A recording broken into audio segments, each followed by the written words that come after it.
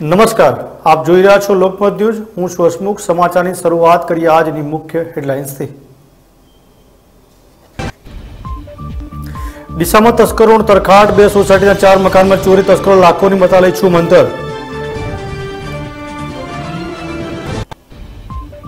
ચાણસ્મા જીઆઈડીસીમાં ખેડૂતોના ખેતરો સુધી રસ્તો કાઢવામાં આવતા વેપારીઓમાં વિરોધ, કોન્ટ્રાક્ટરના વિરોધમાં કલેક્ટરને આપશે આવેદન।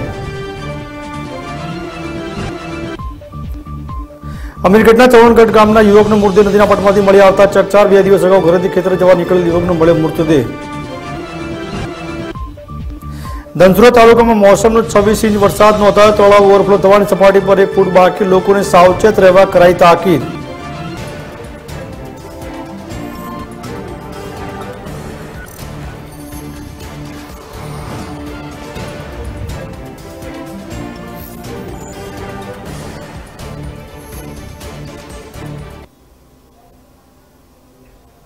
અને હવે જોઈએ સમાચાર વિસ્તારથી। સૌપ્રથમ વાત કરીએ ચોરીના બનાવની। તો ડીસામાં ગઈ રાત્રે તસ્કરોએ તરખાટ મચાવ્યો અને 2 સોસાયટીમાં ચોરીના બનાવને અંજામ આપ્યો હોવાનો બનાવ પ્રકાશમાં આવ્યો છે। શ્રીજી વિલામાં મકાનના તાળા તોડી તસ્કરો તેમાંથી રૂપિયા 53,000થી વધુની મત્તાની ચોરી કરી ગયા હતા, જ્યારે જલારામ સોસાયટીમાં પણ 3 મકાનોને નિશાન બનાવી તેમાંથી લાખોની મત્તાની ચોરી થઈ છે। 2 સોસાયટીમાં 4 મકાનના તાળા તૂટ્યા હોવાની જાણ થતાં સ્થાનિક લોકોમાં ફફડાટ ફેલાઈ ગયો છે। બાદમાં પોલીસને જાણ થતાં પોલીસ પણ ઘટના સ્થળે પહોંચી તપાસ હાથ ધરી હતી, પરંતુ ચોરીનો સાચો આંકડો તો પોલીસ તપાસ બાદ જ બહાર આવશે। એક જ રાત્રિમાં 2 સોસાયટીના 4 મકાનમાં તસ્કરો ત્રાટકતા લોકોની ઊંઘ હરામ થઈ ગઈ છે, ત્યારે ચોરીના બનાવથી પોલીસની રાત્રિ પેટ્રોલિંગ સામે પણ સવાલ ઊભા થયા છે। ત્યારે તસ્કરો વધુ કોઈ ગરફોડ ચોરીના બનાવને અંજામ આપે તે પહેલા પોલીસ સક્રિય થાય છે કે નહીં તે તો જોવું જ રહ્યું।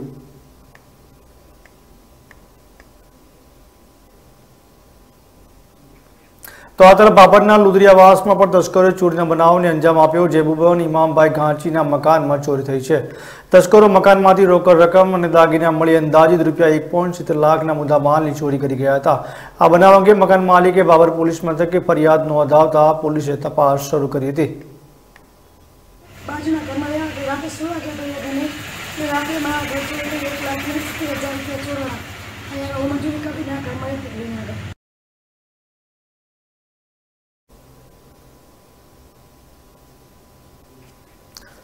પાટણના ચાણસ્મા ખાતે આવેલ જીઆઈડીસીમાંથી ખાનગી કોન્ટ્રાક્ટર દ્વારા રસ્તો કાઢવામાં આવતા ખેડૂતો અને જીઆઈડીસીના વેપારીઓએ વિરોધ નોંધાવ્યો છે અને આ મામલે સોમવારે જિલ્લા કલેક્ટરને આવેદનપત્ર આપવાનું પણ નક્કી કર્યું છે। ચાણસ્માની સીમમાં 2 થી 3 હજાર ખેડૂતોના ખેતરોમાં જવા માટેનો રસ્તો હતો। જીઆઈડીસી થવાથી તે રસ્તો બિલકુલ રાખવામાં આવેલ નથી। વળી જીઆઈડીસીની બાજુમાં આવેલ ખાનગી પ્લોટને તેનો રસ્તો ન હોવા છતાં તેને 4.43 લાખમાં વેચાતો આપી ખેડૂતોને ખેતરમાં જવાનો રસ્તે બારણા મૂકવામાં આવ્યા છે। દરમિયાન ખાનગી પ્લોટનો રસ્તો હાઈવે પર આવેલો હોવા છતાં જીઆઈડીસીના અધિકારીઓ સાથે સાંઠગાંઠ કરી રસ્તો વેચાતો લીધો, જેનાથી તે રસ્તા ઉપર ખેડૂતોના માલસામાન લઈ જવા ટ્રેક્ટર માટે અડચણરૂપ ઊભી થાય તેમ છે। એટલું જ નહીં પણ કોન્ટ્રાક્ટરે હાઈવે તરફનું પૂરણ કરી ખેડૂતોના ખેતરનું તથા જીઆઈડીસીનું વરસાદનું નિકાલનું પાણી પણ જતું બંધ કર્યું છે। જો વધારે વરસાદ થાય તો જીઆઈડીસીનું પાણી જવાનો કોઈ જ રસ્તો રહેતો નથી અને તે પાણી જીઆઈડીસીમાં ભરાઈ રહેવાની પણ શક્યતા વેપારીઓએ વ્યક્ત કરી હતી, જેથી કોન્ટ્રાક્ટરના વિરોધમાં સોમવારે જિલ્લા કલેક્ટર તેમજ લાગતા વળગતા તંત્રને ખેડૂતો અને વેપારીઓ દ્વારા આવેદનપત્ર આપી રજૂઆત કરવાનું નક્કી કરાયું છે।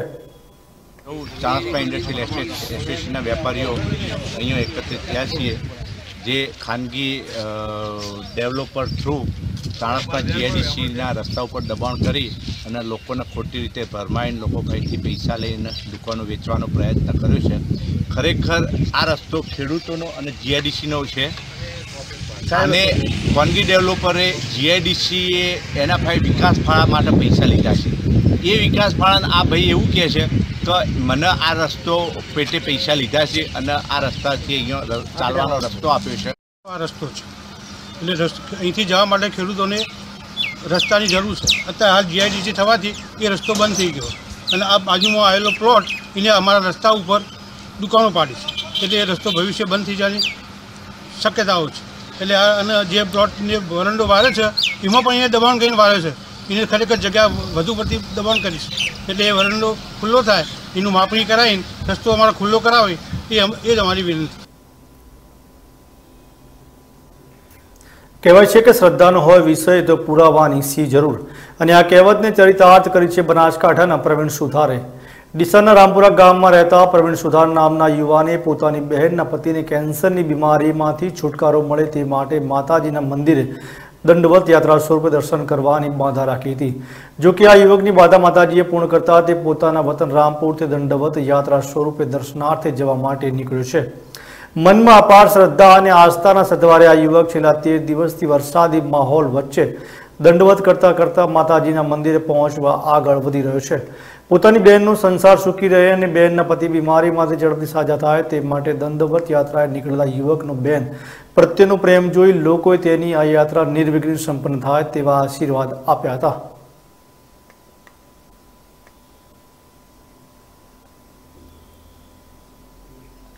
સાબરકાંઠા જિલ્લામાં આમ તો વરસાદની રાહ ખેડૂતો જોઈ રહ્યા હતા, ત્યારે છેલ્લા 2 દિવસથી જિલ્લામાં સાર્વત્રિક વરસાદી માહોલ છવાઈ ગયો છે। ત્યારે ઉપરવાસમાં પડી રહેલા વરસાદને લઈ જિલ્લામાંથી પસાર થતી નદીઓ 2 કાંઠે વહેતી થઈ છે। પ્રાંતિજની સાબરમતી નદી, તલોદની મેશ્વો નદી, ખેડબ્રહ્માની હરણાવ અને ખીરોજ પાસેની સાબરમતી નદી, આ ઉપરાંત નાની મોટી નદી અને નાળાઓ પણ 2 કાંઠે વહેતા થયા છે। તો સામે ખેડૂતોમાં પણ ખુશીનો માહોલ જોવા મળી રહ્યો છે।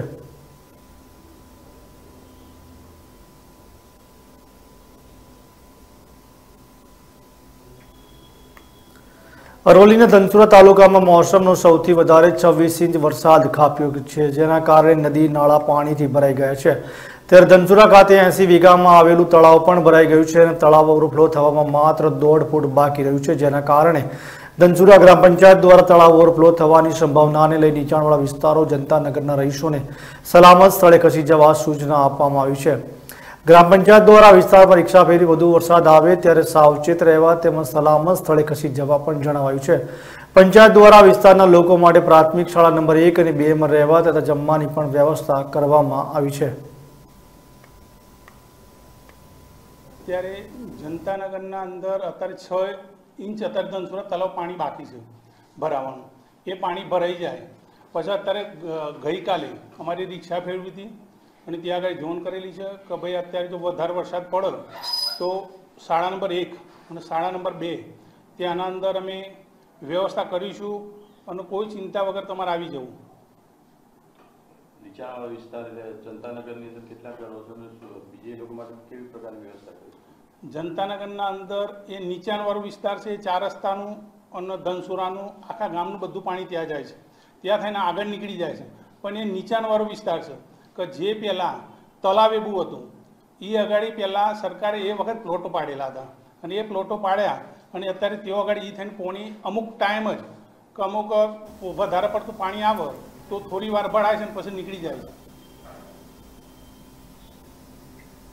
ડીસા ધાનેરા હાઈવે પર આવેલા કંસારી નજીક આજે વહેલી સવારે બાઇક અને ટેન્કર વચ્ચે અકસ્માત સર્જાયો। બાઇકને અકસ્માત નડતા બાઇક પર સવાર દંપતી પૈકી પત્ની પર ટેન્કર ચડી જતા તેનું ઘટના સ્થળે જ કમકમાટી ભરી મોત નીપજ્યું હતું, જ્યારે જાણવા પડ્યા પ્રમાણે પતિને પણ ઇજાઓ થઈ હતી। અકસ્માત બાદ ઘટના સ્થળે લોકોના ટોળા એકત્ર થઈ ગયા। બાદમાં પોલીસને જાણ થતાં પોલીસે લાશને પીએમ માટે હોસ્પિટલમાં ખસેડી આગળની કાર્યવાહી હાથ ધરી હતી। આ અકસ્માતમાં ડાવાસ ગામના કંસારીબેન પુનાભાઈનું મોત નીપજ્યું, જ્યારે તેમના પતિને ઇજાઓ થઈ હતી।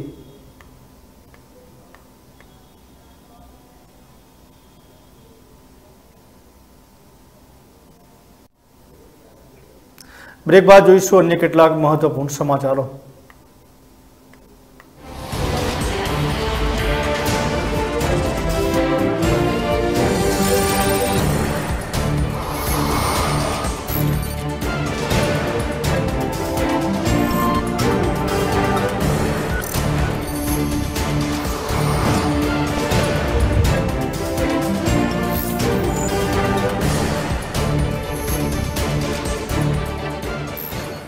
નવજાત શિશુની તબિયત બગડી છે, ખૂબ રડે છે, તેને કેવી રીતે હોસ્પિટલ લઈ જઈશું? હોસ્પિટલ પહોંચતા પહેલા જરૂરી સારવાર કેવી રીતે આપીશું? એમ્બ્યુલન્સ ક્યારે આવશે? આવી ચિંતામાંથી મુક્તિ મેળવો।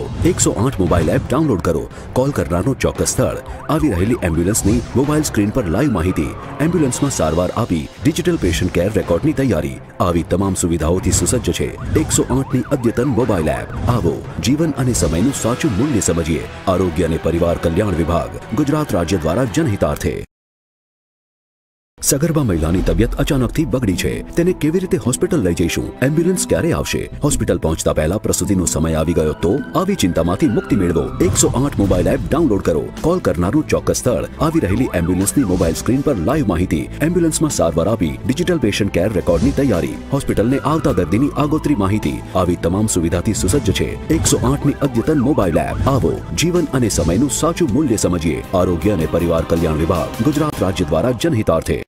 માર્ગ અકસ્માતની ઘટનામાં પીડિતની કેવી રીતે મદદ કરીશું? કેવી રીતે હોસ્પિટલ લઈ જઈશું? એમ્બ્યુલન્સ ક્યારે ઘટના સ્થળે પહોંચશે? આવી ચિંતામાંથી મુક્તિ મેળવો. 108 મોબાઈલ એપ ડાઉનલોડ કરો. કોલ કરનારનું ચોક્કસ સ્થળ, આવી રહેલી એમ્બ્યુલન્સની મોબાઈલ સ્ક્રીન પર લાઈવ માહિતી, ઘટના સ્થળની નજીકની હોસ્પિટલ અને બ્લડ બેંકની જાણકારી, હોસ્પિટલને આવતા દર્દીની આગોતરી માહિતી, આવી તમામ સુવિધાથી સુસજ્જ છે 108ની અદ્યતન મોબાઈલ એપ. આવો, જીવન અને સમયનું સાચું મૂલ્ય સમજીએ. આરોગ્ય અને પરિવાર કલ્યાણ વિભાગ, ગુજરાત રાજ્ય દ્વારા જનહિતાર્થે. પત્રકારિતાનો માત્ર એક જ ઉદ્દેશ અને તે છે સત્ય. સત્યની સાથે નિર્ભય ઊભા રહે, તે જ પત્રકારત્વ છે. સત્યનો પક્ષ લઈશું ત્યારે સાચી તસવીર સામે આવશે. માત્ર અંદાજો નહીં લગાવીએ, ઘટના સ્થળેથી દેખાડીશું સત્ય. હવે શરૂ થશે પત્રકારત્વની નવી પહેલ. હવે સમાજને મળશે નવી રાહ. અમે બનીશું આપની તાકાત, જેથી બદલે આ સમાજ. લોકમત ન્યૂઝ ચેનલ હંમેશા જનતાની સાથે.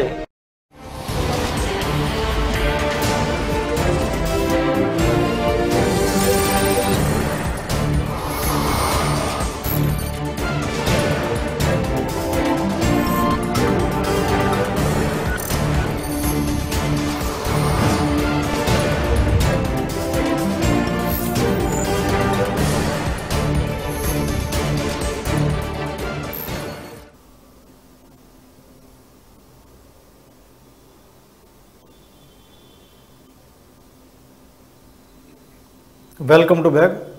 સમાચારમાં આગળ વધીને વાત કરીએ તો અમીરગઢ તાલુકાના ચૌહાણગઢ ગામના યુવકનો મૃતદેહ નદીના પટમાંથી મળી આવતા ચકચાર મચી ગઈ હતી. આ મૃતક યુવકનું નામ છે પ્રભાસસિંહ. 2 દિવસ અગાઉ આ યુવક ઘરેથી ખેતરે જવાનું કહીને નીકળ્યો હતો, પરંતુ ઘરે પરત ના ફરતા તેના પરિવારજનો તેમજ ગ્રામજનો દ્વારા ભારે શોધખોળ પણ હાથ ધરવામાં આવી હતી. ત્યારે આજે સવારે યુવકનો મૃતદેહ બનાસ નદીના પટમાંથી મળી આવતા યુવકના મોતને લઈ ગામ લોકોમાં અનેક જાતની શંકા કુશંકા પ્રવર્તી રહી છે. બાદમાં પોલીસે ઘટના સ્થળે પહોંચી વધુ તપાસ હાથ ધરી હતી. આ બનાવને પગલે મૃતક યુવકના પરિવારજનોમાં માતમ છવાઈ ગયો છે.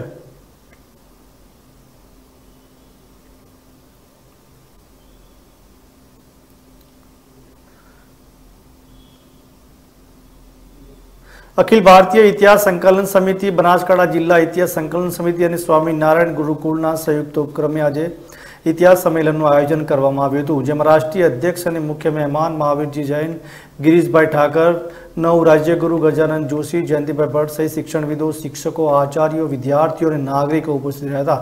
આ સંમેલનમાં ખાસ કરીને ભારતના ઇતિહાસ પર શિક્ષણવિદો અને તજજ્ઞોએ મંથન કર્યું હતું.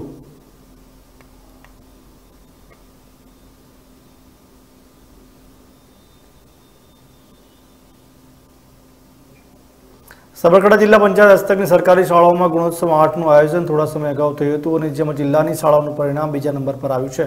ખાસ કરીને જિલ્લાની તમામ શાળાઓમાં ગુણોત્સવનું સારું પરિણામ આવ્યું છે. આમ તો છેલ્લા 2 વર્ષથી પ્રી ગુણોત્સવનું આયોજન કરવામાં આવ્યું હતું અને જેને લઈ આ વખતે જિલ્લાની શાળાઓનું પરિણામ સારું આવ્યું. વાત કરીએ જિલ્લાની શાળાઓની તો 286 જેટલી શાળાઓએ પ્લસ ગ્રેડ, 897 શાળાઓએ ગ્રેડ 115 સી અને ડી ગ્રેડની શાળાઓ આવેલી છે. આમ તો જિલ્લાની 1320 જેટલી શાળાઓમાં ગુણોત્સવ યોજવામાં આવ્યો હતો અને જિલ્લાની શાળાઓનું ગુણોત્સવનું પરિણામ સારું આવ્યું છે.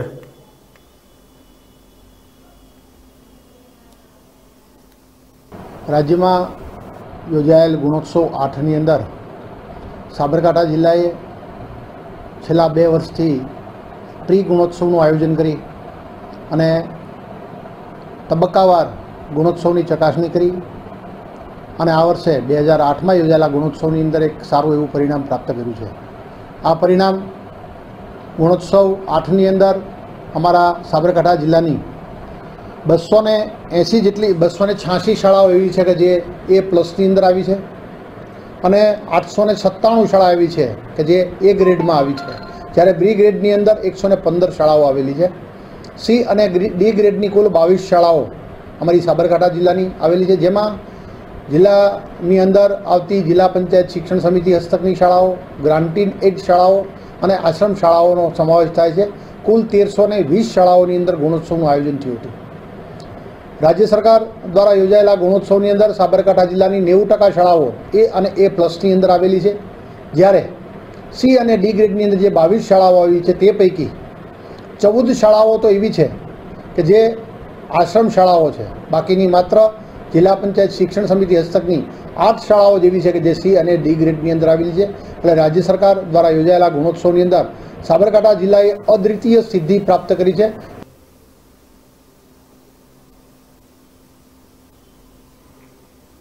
સમાચારની પળે પળની અપડેટ માટે જોતા રહો લોકમત ન્યૂઝ. મને રજા આપશો. નમસ્કાર.